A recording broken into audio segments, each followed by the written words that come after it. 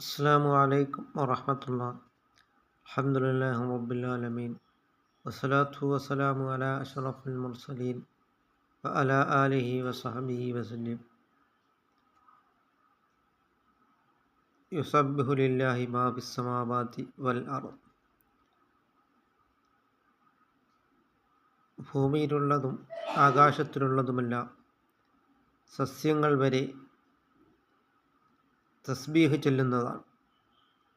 അതുകൊണ്ടാണ് ഹബീബായ നബി സല്ലല്ലാഹു അലൈഹി വസല്ലം തങ്ങൾ ഒരു ഖബറിൻ്റെ അടുക്കലൂടെ നടന്നപ്പോൾ നബി സല്ലല്ലാഹു അലൈഹി വസല്ലം തങ്ങൾ പറയുകയുണ്ടായി, ഈ ഖബറാളി വളരെയധികം ശിക്ഷകളാണ് അനുഭവിക്കുന്നത്.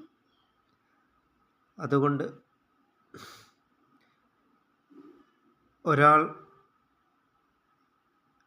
ഗീബത്തും നമീമത്തും പറയുന്ന ആളായിരുന്നു, പരദൂഷണവും ഏഷണിയും പറയുന്ന ആളായിരുന്നു.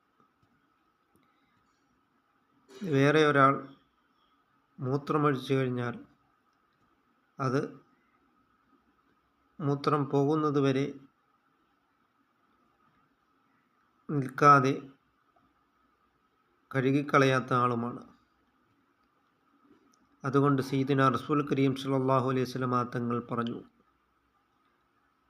ആ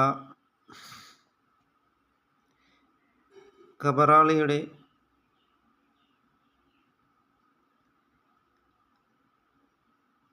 അവിടെ 2 ചെടികൾ നടുവാൻ. അങ്ങനെ ആ